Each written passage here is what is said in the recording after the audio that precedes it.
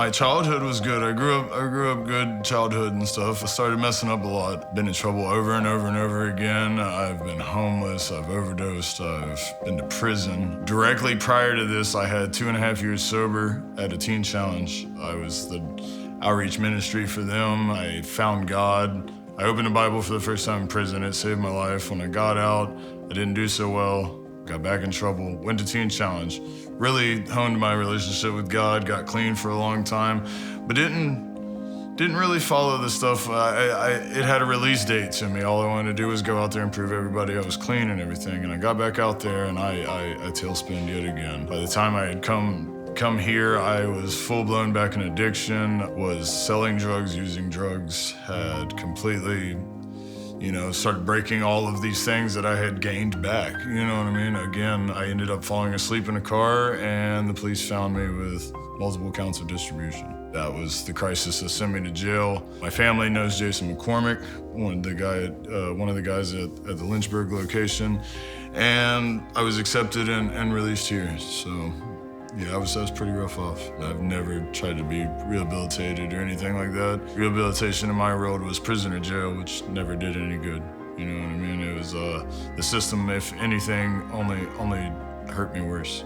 It creates a mindset of, defenses and, you gotta be a certain way and you can't, cry and all these things. God's nowhere in the system, I'll tell you that much, you know what I mean? Teen Challenge and this is the only rehabilitations I've ever done in my life. Eagles Nest has been the greatest thing I've ever done in my life. Learning and having a personal relationship with Jesus has changed my perspective on everything, and they're a great vessel at delivering it.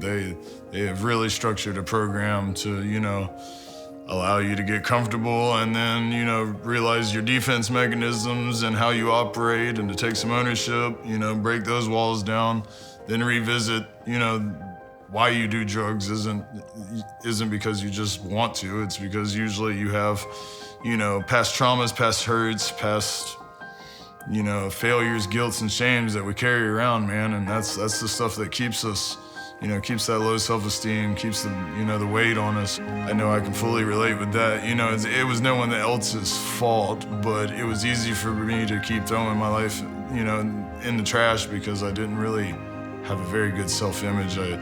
I was physically out of whack, I was mentally out of whack, I was missing the whole spiritual side of life, and it's really about bringing those three together is how I've been led and shown and feel that life comes into balance is when you can balance the three of those. I had a God-sized hole, and this place has helped me lead me in the right direction to ask the right questions to myself and to the Lord and get the right answers.